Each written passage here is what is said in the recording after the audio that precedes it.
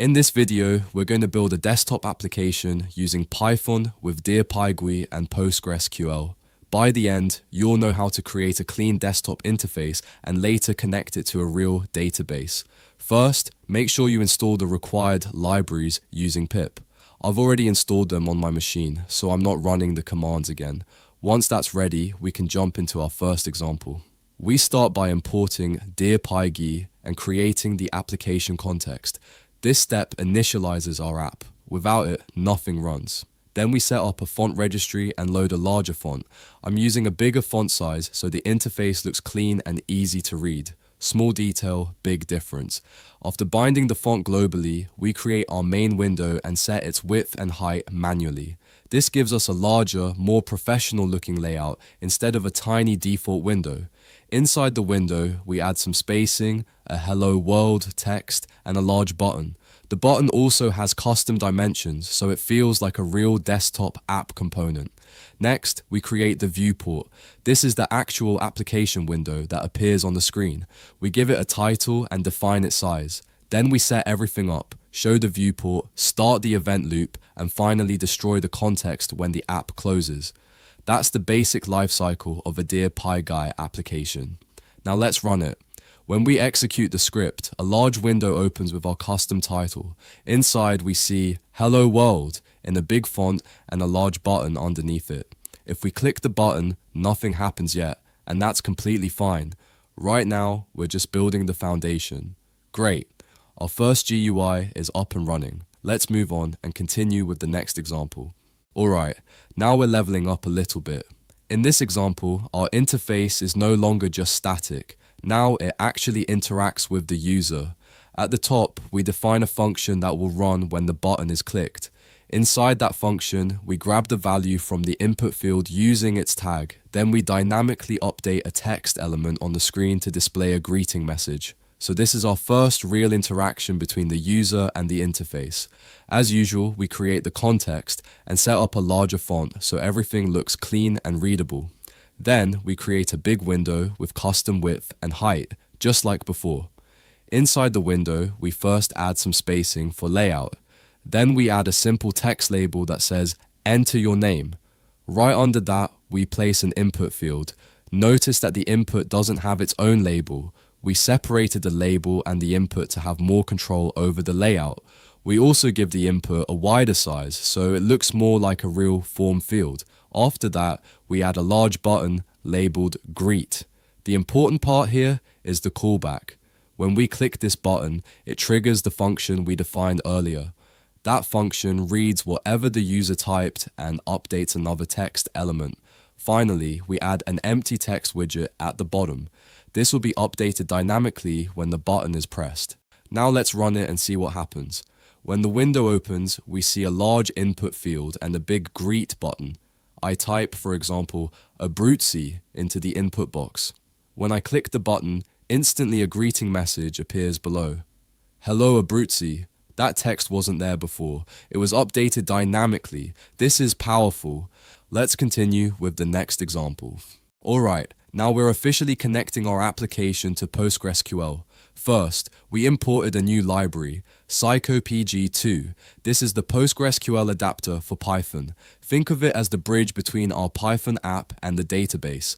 Without it, our application cannot talk to PostgreSQL. Then we define a function to test the database connection. Inside that function, we try to connect using host, database name, username, and password. These are your database credentials. So where do we find this information? Open pgadmin, right-click your server, go to Properties, then the Connection tab. All the details you need are there. If PostgreSQL is not installed on your computer yet, you can check the installation video in the description. Inside the function, if the connection is successful, we close it immediately because we're just testing.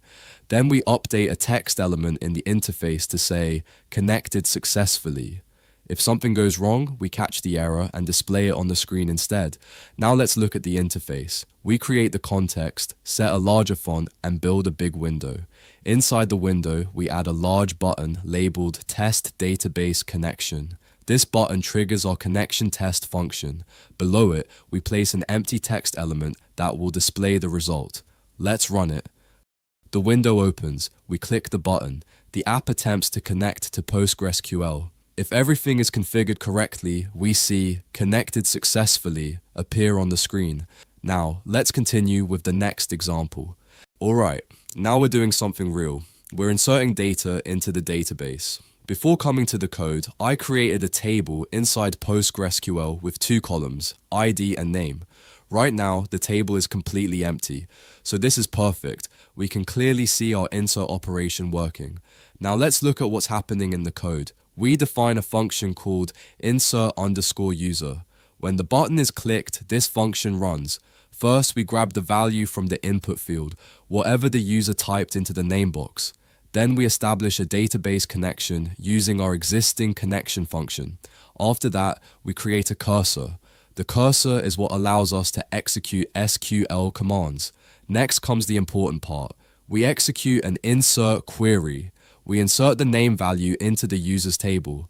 Notice that we're using parameterized queries. This is important for security and good practice. After executing the query, we commit the transaction. Without committing, the data wouldn't actually be saved in the database. Then we close the cursor and the connection. Always close your connections. Very important habit. Finally, we update the interface. We display a success message on the screen and clear the input field so it's ready for the next entry. Now let's look at the interface side. We create the context, set a larger font again for better visibility, and build a large window. Inside the window, we add a text label that says username, then a wide input field. Below that, we add a big button labeled Save to Database. When we click this button, it triggers the insert_user function. Under the button, we have an empty text element. This is where we'll show the status message. Alright, let's run it and see what happens. The window opens. I type Schofield into the input field. Now I click Save to Database. Instantly, we see the message, User inserted successfully. The input field is cleared. Now let's verify it. We go back to PostgreSQL or pgadmin, refresh the user's table, and there it is. The user, Schofield, has been inserted successfully. Now let's continue with the next example. Alright, now we've built a full CRUD style desktop application. This is where everything comes together. At the top, we import PSQL2 and DearPyGui, just like before. The get_connection function is the same. It simply creates and returns a PostgreSQL connection using our credentials. We've already explained that part, so nothing new there. Now let's focus on what's new. The insert_user function works similarly to before. It grabs the name from the input field, connects to the database, executes the insert query, commits the transaction, and closes everything properly. The difference now is that after inserting the user, we call load_users. That means every time we add a new user, the list refreshes automatically. No need to restart the app. Now the interesting part, load_users. This function connects to the database and selects all users ordered by ID. After fetching the rows, we clear the existing UI list by deleting the children of the user_group. This is important, otherwise we would keep duplicating items visually. Then we loop through each row from the database. For every user, we dynamically create a horizontal group. Inside that group, we display the user's ID and name, and next to it we add a delete button. Each delete button stores the user's ID as user_data. When clicked, it calls the delete_user function and passes that ID. The delete_user function is straightforward. It connects to the database, executes a delete query using the user's ID, commits the change, closes the connection, and then refreshes the list again by calling load_users. So the UI always stays in sync with the database. On the interface side, we create a large window with a big input field and an add user button at the top. Below that, we add a separator and a user list section. The user_group is where all users will be dynamically rendered. Very important detail. Right before starting the main loop, we call load_users once. That way, when the application starts, it immediately loads existing users from the database. Alright, let's run it and see what happens. The window opens. In the user list, we can already see Schofield, the user we inserted earlier. That means the data is being pulled directly from PostgreSQL. Now let's insert 2 more users. I type a name, click Add User, and it instantly appears in the list. I add another one, same result. If we go to pgadmin and refresh the users table, we can see all the inserted records there. Our desktop app and PostgreSQL are fully connected. Now let's test deletion. I click the delete button next to one of the new users. It disappears from the interface immediately. I delete the second one as well. Now let's check pgadmin again and refresh the table. The records are gone. The data has been successfully deleted from the database. If you want to continue learning software development, check out the courses section on the channel.